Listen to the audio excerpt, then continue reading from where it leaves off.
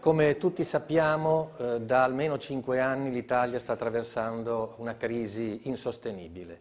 I dati macroeconomici che ci vengono propinati ogni giorno sono in continuo peggioramento e questo governo di piccole intese, l'ultimo governo dei grandi disastri, ci sta dicendo che ormai siamo fuori dal tunnel, che la ripresa è avviata, quando il PIL si ferma sullo zero. Probabilmente qualcuno non ha capito che abbiamo perso il 9% del PIL e probabilmente la ripresa dovrebbe essere quando abbiamo recuperato il 9% del PIL e torniamo a crescere. Poi chiaramente se il PIL aumenta la cosa è certamente positiva, ma di fronte ad un governo che non fa assolutamente nulla e questa legge che io chiamo di instabilità, perché siamo in una situazione estremamente instabile, sta portando ancora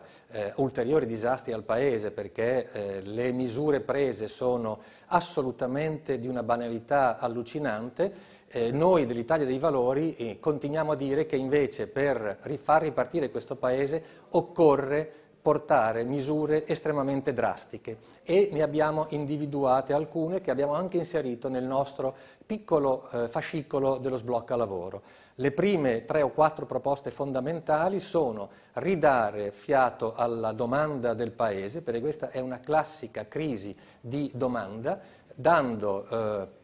ed erogando alle persone che sono a livello più basso nelle categorie IRPEF e ai pensionati e quindi a quei 15 milioni di persone che sono sotto la soglia di povertà assoluta e relativa, almeno 100-150 euro al mese in più, che possano essere rimessi in un circolo virtuoso di piccola ripresa. Questo significa erogare almeno 10-15 miliardi ogni anno e non, come sta facendo il governo, 1 miliardo e mezzo. Inoltre dobbiamo far ripartire il lavoro e il lavoro riparte facendoci dare una mano dallo Stato che comincia a reinvestire su grandi opere pubbliche, ma non sul Ponte di Messina, su grandi opere pubbliche che possano essere di grande utilità al Paese. Quindi la messa in sicurezza del Paese, come tutti vediamo dai grandi disastri, ne parliamo per 3 giorni e poi tutto scompare dai media, dopodiché sappiamo dalla Terra dei Fuochi e da altre situazioni drammatiche cosa si può fare per ridurre la situazione dell'inquinamento che c'è nel nostro Paese e dei territori che sono ormai alla disperazione, vedisi appunto la Terra dei Fuochi,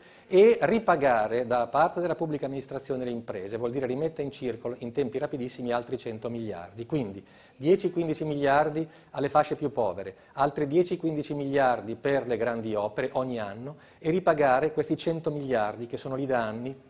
e che veramente stanno uccidendo le imprese che falliscono perché non vengono pagate dallo Stato. Questo è veramente una situazione che è ormai rimproponibile, non lo si può più andare avanti così, il Paese deve ripartire e queste sono le minime misure da adottare. Non si può pensare che con una goccia al giorno buttata sul deserto, il deserto nel giro di pochissimo tempo ritorni verde.